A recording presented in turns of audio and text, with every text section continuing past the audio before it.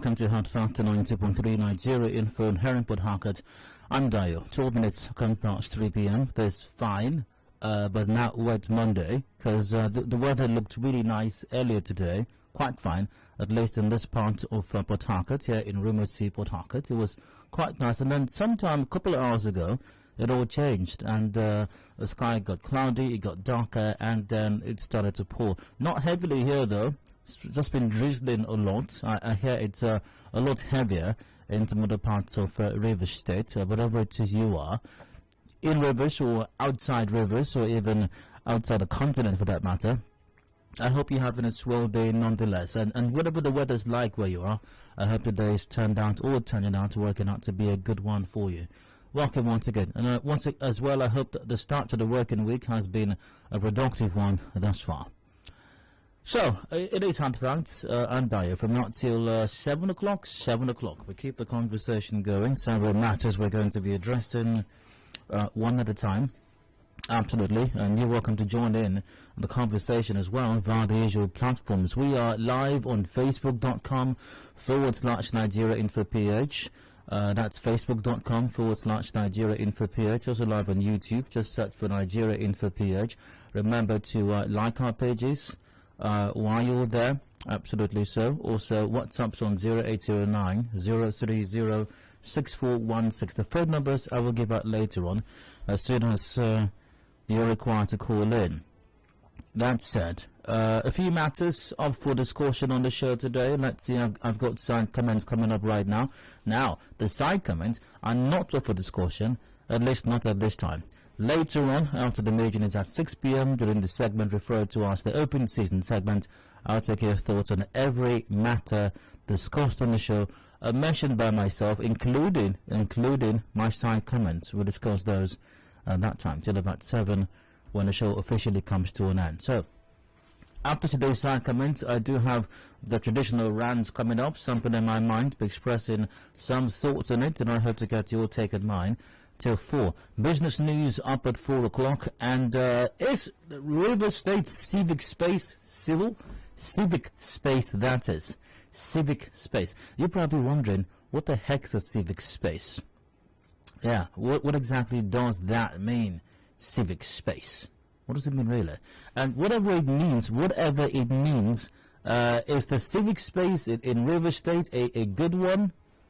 Whatever it means, that is. You're probably wondering. Well, I came across a report, courtesy SDN, a while back, and in case you don't know, SDN is a stakeholder democracy. Is it network? I think N stands for network, I think. I think N stands for network. I hope I got that right. Alright, so anyways, I came across a report courtesy SDN.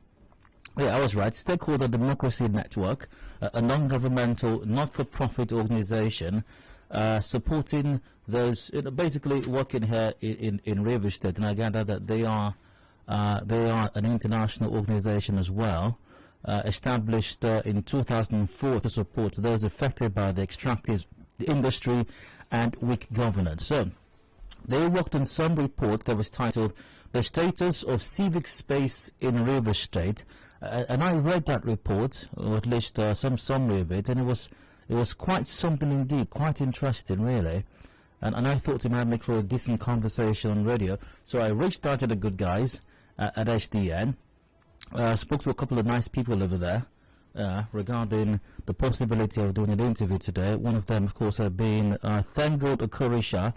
He was very pleasant on the phone when we spoke earlier. And so we were discussing that on the show today. The status of civic space in River State, a report done by Stakeholder Democracy Network, in 4 o'clock hour, of course. And I'll be having with me for that conversation in the studio, Flora Asieri will be my guest. Flora Asieri is a Senior Program Officer Governance with Stakeholder Democracy Network. Our conversation comes up in the 4 o'clock hour after the business news at 4. Taking up still about 5. Now, at 5, we've got the news update coming up. Yes, we do. You might remember, more like it, last week, Friday, I believe it was, for the 5 o'clock hour, I was supposed to have a conversation regarding Rwama's activities but that did not happen because some other discussion happened that day during that hour. In the 4 o'clock hour, I had a member of the National Assembly from Rivers State here, Honorable Chisom Dike, who's teleported, if you will, or cross-carpeted, defected to the All Progressives Congress from the PDP. Where I had him between 4 and 5 p.m. And the 5 o'clock hour, I had other persons of the PDP who decided to weigh in on the matter as well. Yeah, I believe I spoke with them on the show. Honorable Chisom Mali was one of them, and Honorable what's his name? Oh goodness gracious! The former spokesperson of the People's Democratic Party here in Rivers State. I think it might be the immediate past one. Oh goodness gracious! Oh no, I'm seriously struggling to remember his name right now. How could I? No. It's there somewhere. Can someone help me out, please? Via WhatsApp. 080. Yep, Darlington Oji. Thank you very much. 10 points to him. Darlington Oji. Yep, he was my guest as well. And the 5 o'clock hour, as they, of course, responded to some of the claims by the initial honourable I spoke with. So that's how the 5 o'clock hour went on Friday, and that's why the Rwama story, the Rwama conversation could not take place. So but it's a very important matter, well, at least as far as I'm concerned, and I believe as far as you're concerned as well. And that's why I decided to keep that conversation for today, because of how important it is. Health is wealth, and waste management is critical to the health of people. It's very important, so the question is, well, you might remember that Rwanda has banned dumping of refuse or waste on medians, and the question is, has that ban been effected? Now, this was on our news on Friday, last week Friday precisely, following the ban on dumping of refuse on the median of roads by Rwanda. Nigerian Fair went to town to check the level of compliance, and our correspondent visited major markets, spoke to some officials. I played that back by Dan. Don't know if I should right now. Maybe later on, when the conversation comes up, I'll play back that sound at that time, the 5 o'clock hour. So I'd like to know from you, has this ban been effected in your neighborhood? Is there anything in your neighborhood that shows that this ban has been enforced? And how do you dispose of your waste these days, since Rwanda says don't drop the waste on the median? Now, especially if that was the practice in your neighborhood. If you had some private some other arrangement to have your waste disposed, well, that conversation may not entirely be for you. But if you, prior to now, had been dropping your refuse on the medians of highways or other roads, I'd like to get your take. What have you been doing these days, since Rwanda has banned you from dropping your refuse on the median? And I think a task force has been set up, or is to be set up, by Rwanda to apprehend those who are flouting this ban. So that comes up in the 5 o'clock hour after the news update, of course. Headlines 5:30, major news at 6 p.m. Open season comes up after that. If you've missed out on any matter discussed on the show, we'll discuss those then. At about 7, we wrap it up. And that will be it for today's edition of Hard Facts. But before then, let's get the show going right now with today's side comments, random stories and random thoughts that I came across as I checked out the news. And some traders in Mile 3 and Mile 1 markets in Port Harcourt have expressed their concern over the high cost of goods. Now, some of the traders told our correspondent how the situation affects them. It's terrible indeed. You know, the cost of goods these days, and maybe even services as well, is incredibly astronomical. It's just going up. You know, I do. You know, I go to them. Well, I buy stuff, as every other person does. I buy stuff. You know, yeah. You know, I dabble a little bit. You know, I mix some things. You know, up here and there. You know, I concoct things. You know what I'm talking about. So I purchase things, goods. Telling you, and the prices these days is quite something else. Really, it's quite something else. Everything don't cost. I'm telling you, it's costs. It's crazy. But here's what they said. This tomato, the tomato don't cost. As we've been buying before, 4,000, 5,000 for baskets. Now they buy them 12,000, 11,000. Minor motor they pay. And when we buy like that to come sell, when we sell for custard, it's as if we are cheating the masses. Meanwhile, you bought it so expensive. Your money will not even come and not to talk of gain. Flour now, before we been buy them 14,500 for bag, but now flour now is 19,700. They affect the business because of say we they lose our customers and. Yeah, it's a terrible situation indeed, really terrible. I mean, just the other day, I went with a colleague. We went to one of the major supermarkets around. Went for some grocery shopping, and by the time the teller person at the register had calculated how much was picked up on the shelves, it was quite frightening, extremely frightening, really. And you look at the stuff you picked up, and you hear how much you're supposed to pay for it, and you're thinking, goodness. I mean, about a year or so ago, maybe even less, you couldn't pay anything close to that. But the prices these days are simply mind-blowing. They're absolutely crazy. What the heck is going on? Oh, my. I hope something happens to reverse this trend, because it's a terrible trend indeed, and things are going really haywire. Absolutely so.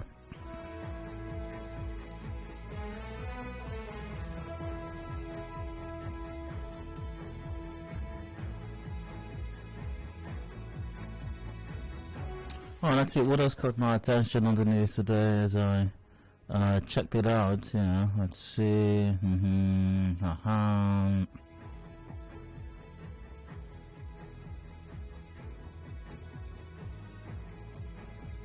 Oh, okay. Someone saying, what did I buy? Can I even cook?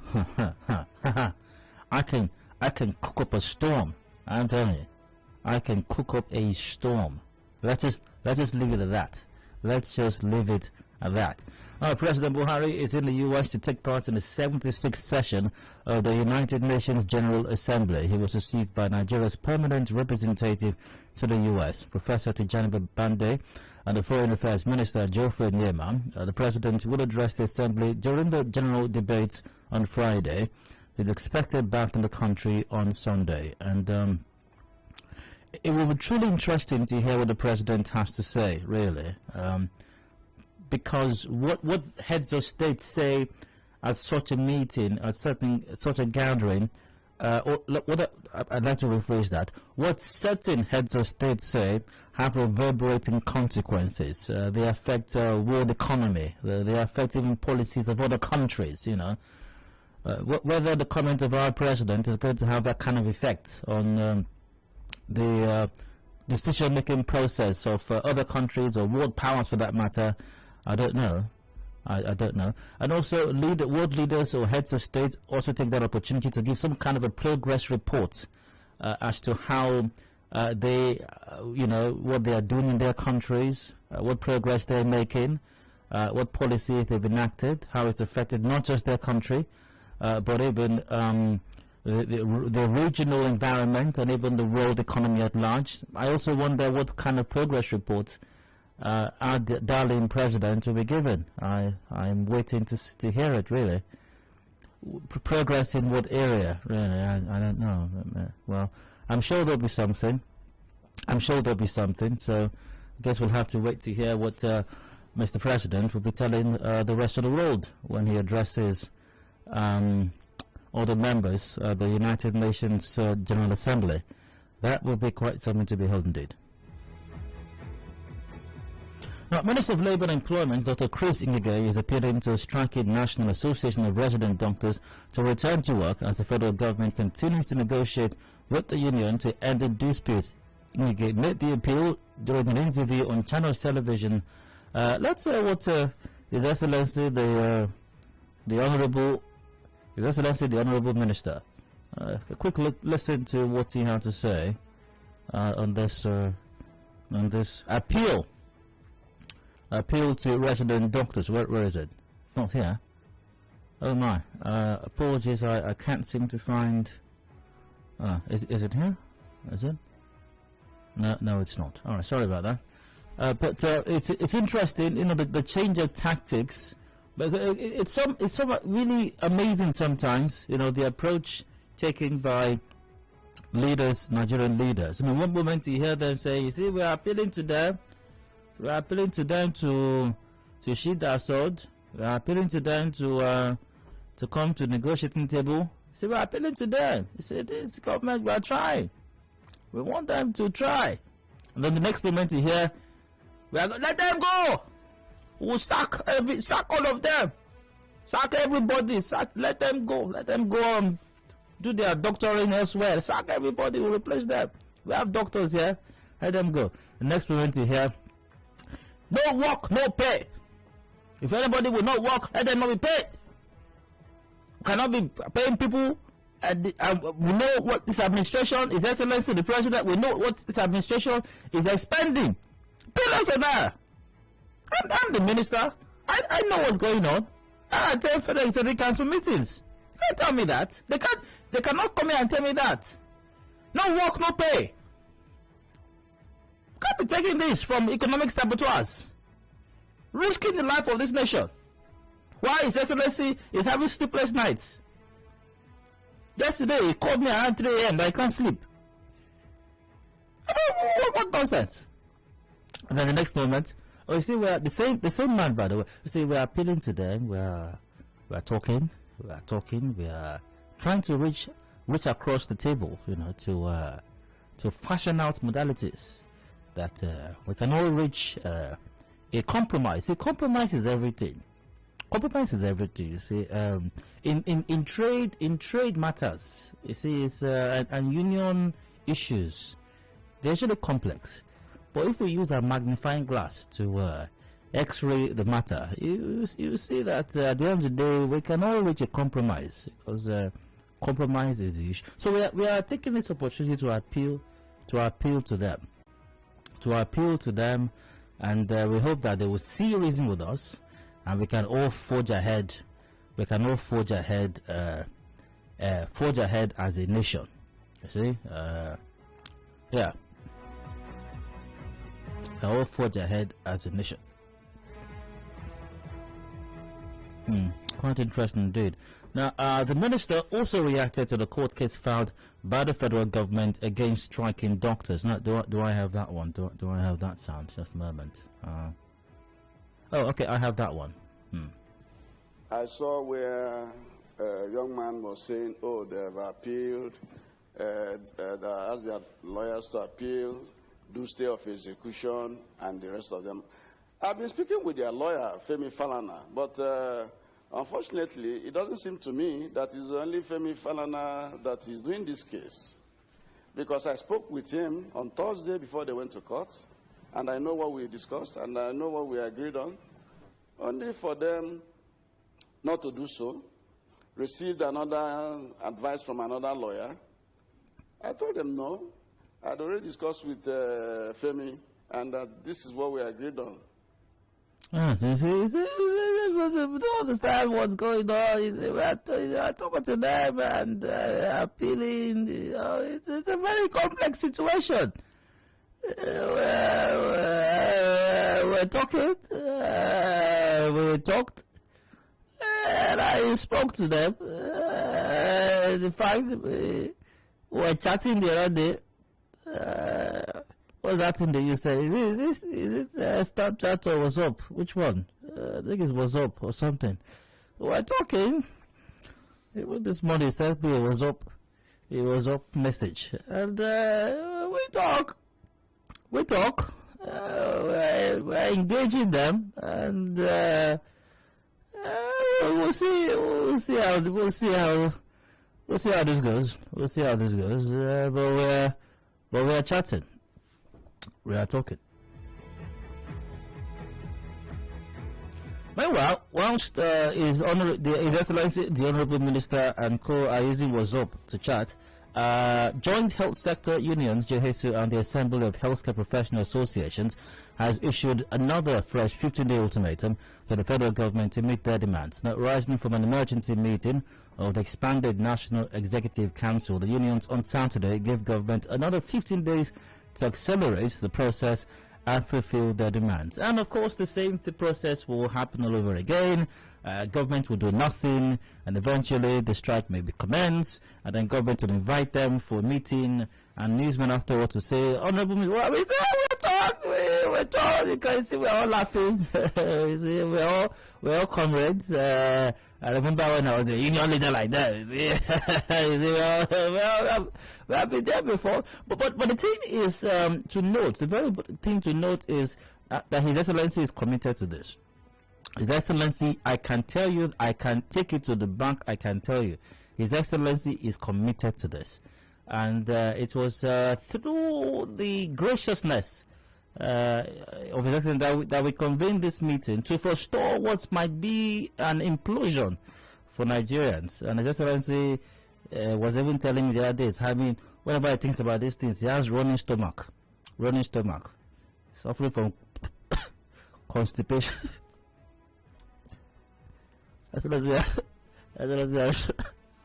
Running stomach right now whenever he thinks about these matters. And the other day somebody was even giving him which drug serves to help him to tighten the thing, you know what I mean? Yeah, so everybody's committed to this, and we're talking, and in no due time, in no time we will resolve this matter, and everyone will be better for it. You will see, all of you will see. Including you, that are looking at me, that one, you always write for this, you will see too. You will see.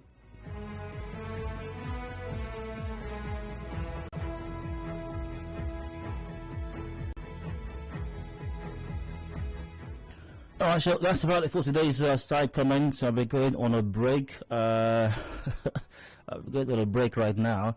And I return in a moment. The conversation will continue with today's runs. Please stay with us. Hand Factor returns shortly.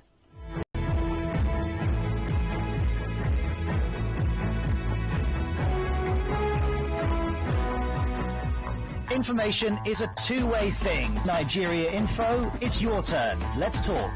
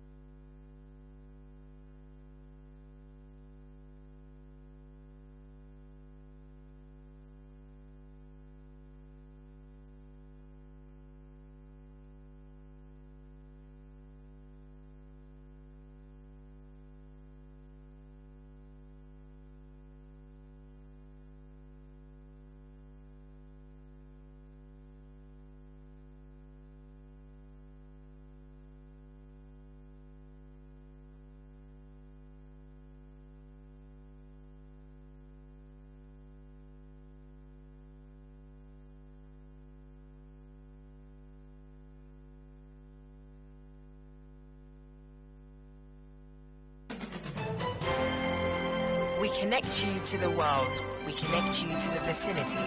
We are Nigeria Info. Listen to me. I said this is a real situation and the government has to do something about it. You try to insinuate all these people looting Nigeria's money. This is Nigeria Info in the heart of Nigeria. 92.3. We are Nigeria Info. A clean surrounding is a collective effort. Diseases could be avoided with good hygiene practice. Be more responsible with how you dispose waste products. The environment will be better looking without litter and exposed garbage. We love our city clean. This message is from 92.3 Nigeria Info.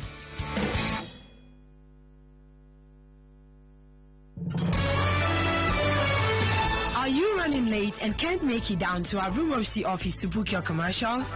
Don't worry, because you can take advantage of our marketing office inside Port Harcourt to book your commercials. It is located at Shop 9 Mediatrix of All Graces Plaza, opposite FIRS Stadium Road, Port Harcourt. You can also call our sales rep on 0817-001-8162. That's 0817-001-8162.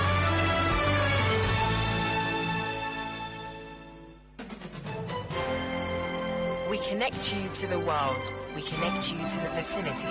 We are Nigeria Info. Listen to me, I said this is a real situation and the government has to do something about it. You try to insinuate all these people looting Nigeria's money? This is Nigeria Info, in the heart of Nigeria. 92.3. We are Nigeria Info. And now, Hard Facts. Hard Facts with Dio.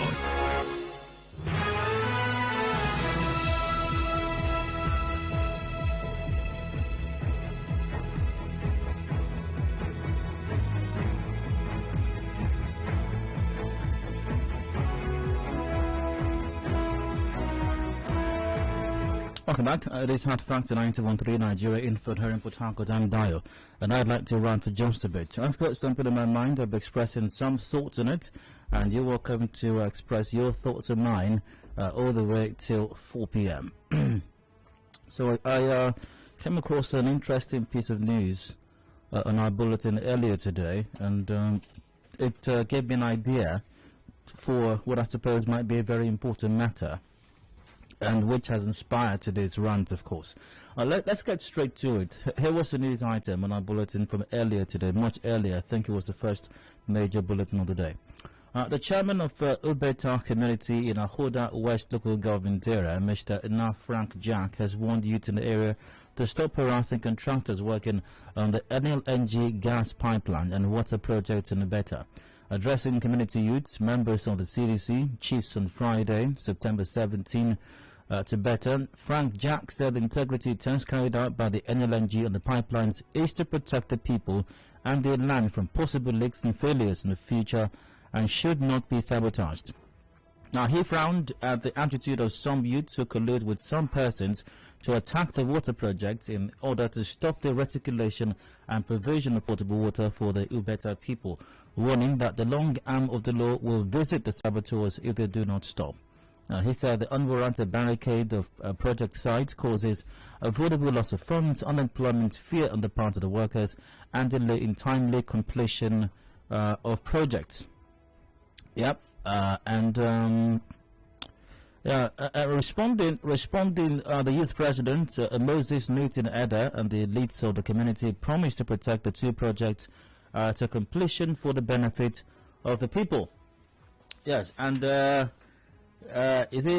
reportedly, allegedly, in response to this news item, some youth leaders in some communities organized a press conference. Some communities allegedly, sources have not confirmed that yet, but it seems we have some documentation of one of these press conferences that was held by one of the youth leaders and his cohorts. A youth leader, an alleged youth leader, and his cohorts, and that press conference went something like this. You see, we thank all of you, the press people who are here today. I thank all of you. I know there's no space for some of you to sit down. You can manage, okay? 2 to 1. 2 to 1 now. This place is very small, and there's no AC safe. We couldn't afford to pay for good hall. Just manage 2 to 1. Don't worry, honorable will give people pay water to drink now. So thank you for coming. I am Honorable Ewu. Yes, Honorable Ewu. And you can see that I am flanked by other leaders. Honorable Inkita is here as well. You can see Honorable Inkita by my side. You can see all the other honorables here representing the youth group of Rumo Something community. Rumo Something. You can see Honorable Ehi. Honorable Ehi on the other side, yeah. Me, I am Honorable Ewu. You're all welcome. Thank you once again. You see, we have been observing one terrible thing that's happening in our community, and that's why we have called this press conference, and these press people come and hear us. In community room or something, something's about to happen. We are calling this conference now to warn them, so that there will be no crisis in the community, because we are hearing that they want to come and give us light. Room or something, we don't have lights now for the past 75 years. No lights in our community, room or something. We don't have water in room or something.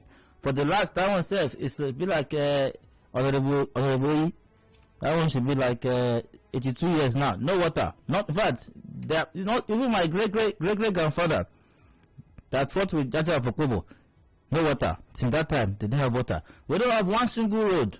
One single road we don't have in the community. We don't know something. We don't have road. Hospital we don't get. We don't have hospital. Anytime our women want to born, when they want to born, we'll be coming to Port Harcourt. Even when they want to born. If they have ordinary headache, we're coming to Port Harcourt when they want to born. Anything they want to do, even for ordinary running stomach, we'll come to Port Harcourt. Because even healthcare center, we don't have. There's nothing that we have. We have not felt any government presence, a room or something in our community. Now, we now hear information that reaches us. We now hear that they want to come and give us light.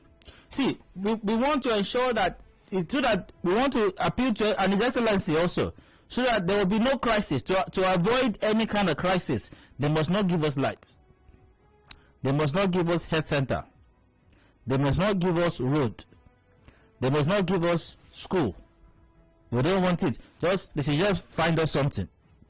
We hear that they are sending contractors. We saw a contractor the other day. They want to come and fix. They say they want to come and fix our road. We are ever warning now for the avoidance of crisis. For the avoidance of crisis, you can see Honorable AV and Honorable who is the other? Look at them. Honorable AV want to marry second wife now. No money.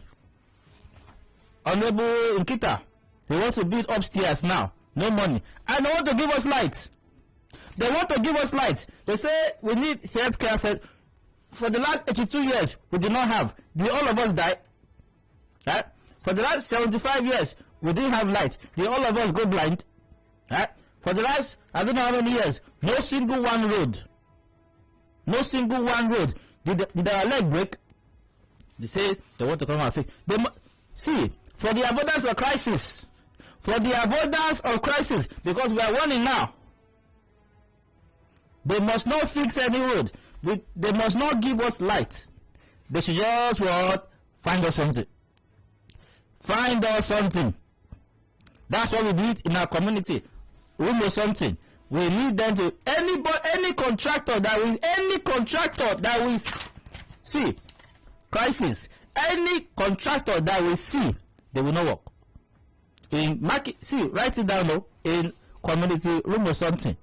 Any contractor that we see, anything that the eye see, they should take it. Because we are warning now so that there will be no crisis. We are petition DSS, we are petition, what's the other one again? Police, we are petition Mopo and soldier, army them. We are petition all of them. For the avoidance of crisis, any contractor that come to room or something will not work.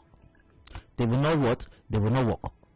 So we have talked what we came to talk today, because we cannot let them be cheating us. They say they want to give us light, they want to give us hospital, they want to give us school, they want to give us, and they're sending contract, and they not give us something. We don't see. Let them just find us something. Find us something. That is it. So press people. Thank you very much. Me and Honorable Ibu for representing the youth of Rumbo something. So Honorable, pass the pay water to all of them. Make sure you go around though. Please, sorry, the pay water too is not cool. That is not enough. The pay water too is 2 to 1. No, 2 to 1. Look at that one. I know it's Nigerian food representing. Look, see how that one is drinking water anyhow. See that, I know it's Nigerian food. I know it's not. They don't want to shape it. 2 to 1. 2 to 1. Thank you very much.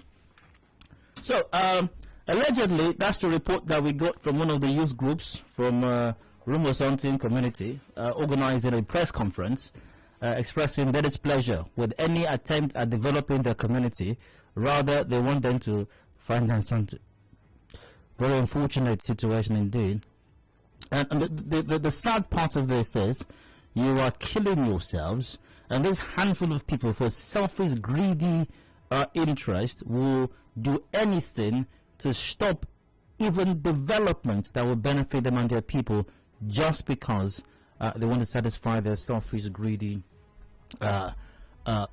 ridiculously criminal and despicable desires.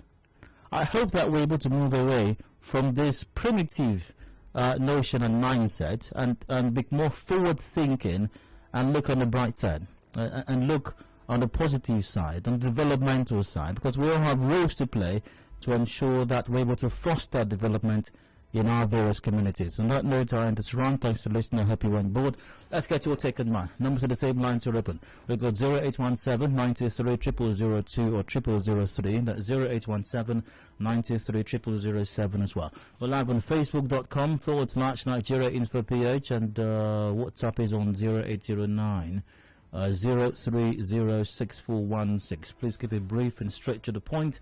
And once the call is answered, do turn down the volume of your radio set as well. It's very important that you do that, else we cannot have a conversation.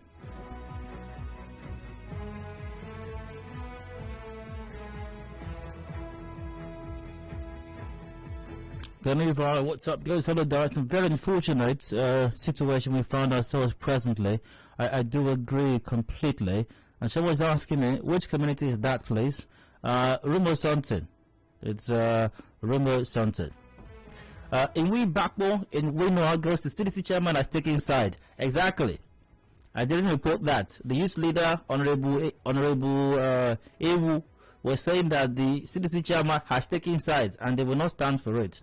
Chigozie Woke goes, the contractors should do the needful. Very important as well. They should do the needful. And if a goes, they should give the youth work. Exactly. Yeah. They should give the youth work.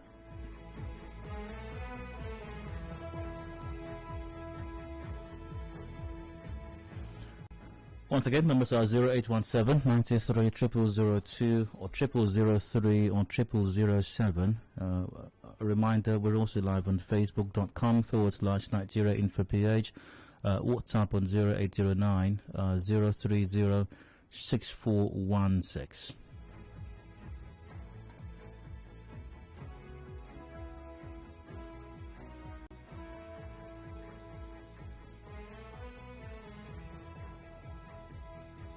I think we're having a bit of an issue with our phone lines, but I guess they're on right now. So I do have a call standing by. I suppose so.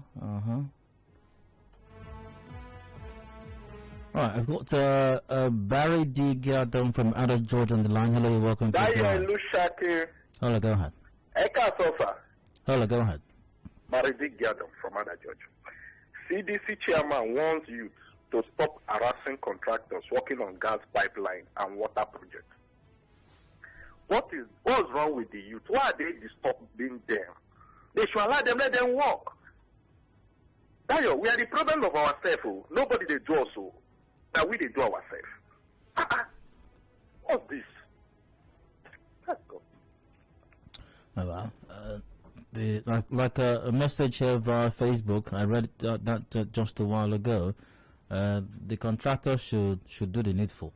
You understand? Contractors should do the needful. You know.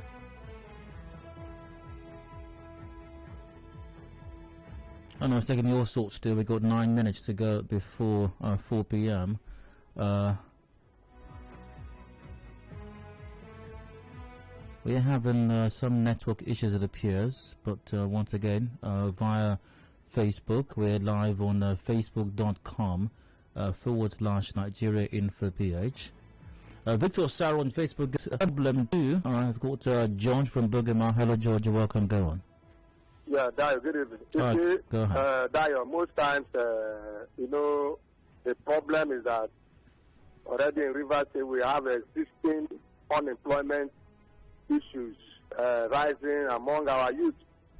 And most times you can see, if you look at the Julius Berger issue that is currently on ground, I am telling you that most of these companies, they come in only for the fact that the chairman of the local government just want to see the road being done so that he can sing the praises and take the praises. and they will just boycott or sideline the youth. I think if you give the youth what's rightly due them, if it is employment quota you give to them, I think on a good atmosphere. Why is it that when a development is coming to our community, we will not? I want that development to come, but let the needful be done. So are you saying that it's never happened that some developmental project is to be taking place? Sometimes not even by government, maybe private corporations or even religious bodies, and some people will just stop it because they're not being paid. Are you saying that doesn't happen? I'm strictly looking at the matter that you brought before us. No, I wasn't. My rant wasn't that matter may have inspired the rant, but I wasn't talking about that one matter alone. It's a trend way before Julius Berger, way before this matter. No problem, but I'm just looking at this very one among the many things you brought. Thank you. All right. Let's see. Michael, okay, there goes. Good evening. Really enjoyed your rant. Please, the youths of that community should go look for work. They are too lazy. Damete Rekosima goes, it's our community. We need empowerment for our youths.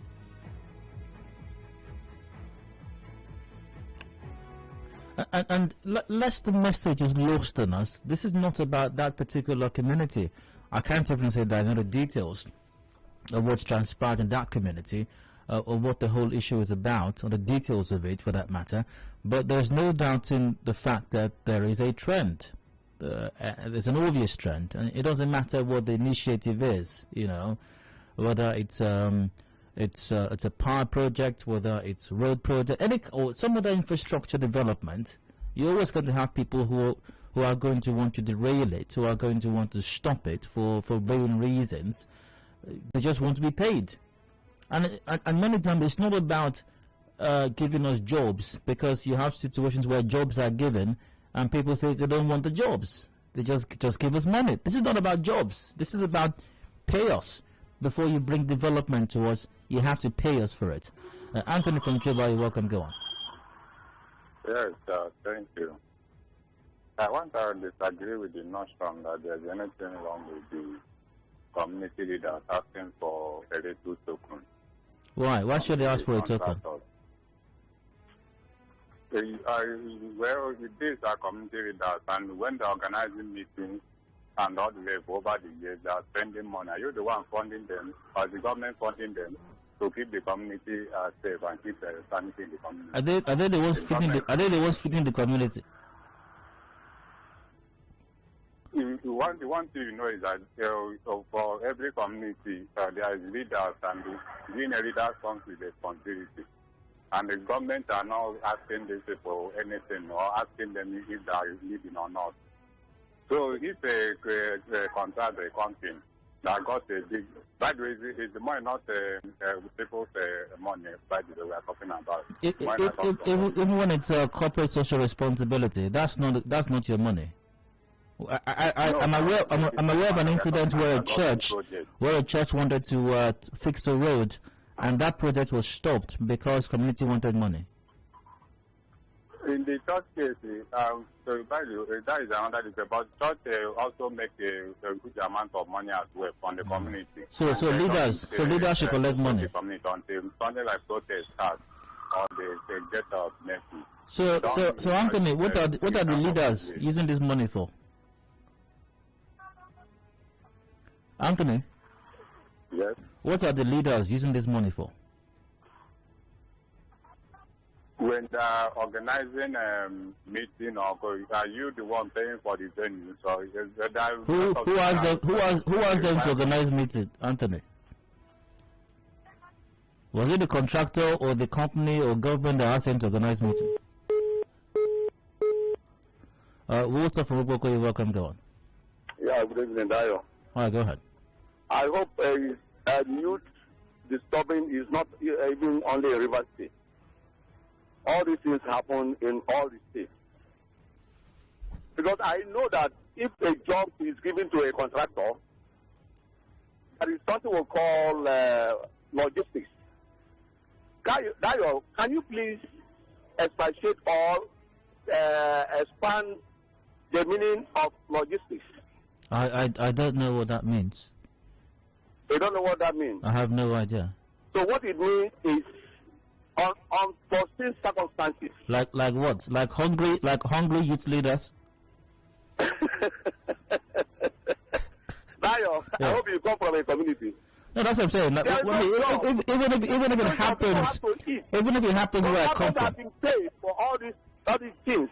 So they should settle the community leaders. Hungry leaders. I've done a contract severally. Yes, Walter. I did it. That's what I'm saying. They should settle hungry leaders. All these things to radio. To me, it makes no sense. Oh, okay. Thank you. Yeah, you're welcome. Hungry community leaders. Ooh. So before the contract came, they've not been eating. They've not been organizing meetings. But now that the road in their community is about to be fixed, now that the community is about to be electrified, now that schools are about to be built for their children, now that hospitals or maternity wards are to be built for their mothers, for their daughters, for their children, they are now hungry. And if they don't eat, you can take the school away. If they don't eat, after they'll be organizing meetings before now. And you know how it is. For the avoidance of crisis. For the avoidance of crisis. Yeah. Well, I have to wrap this up shortly. Via WhatsApp. I think it's a ridiculous sense of entitlement than a sense of responsibility. Imagine paying to develop you, and they use these monies for nothing meaningful. Hungry leaders indeed. Good afternoon. I do have to wrap this up right now. Thanks for being a part of the conversation. It's 4 p.m. at the moment. Once again, you have a responsibility to foster development in your communities. Don't let your hunger for goat meat, for one goat. You can't. How long will you eat the goat for? Don't let your hunger for goat, your greed. Don't let your hunger for goat deprive your communities of development, whether you're a youth leader or any other kind of leader. All right. And by the way, you're not even a leader, by the way. I don't know who gave you that title. It's 4 p.m. Break for the business news. When I return, the civic space in Rivers State, a report released by SDN. I'll be speaking with an SDN representative on the conversation today, precisely. Flora Ashiri joins me shortly. Please stay with us.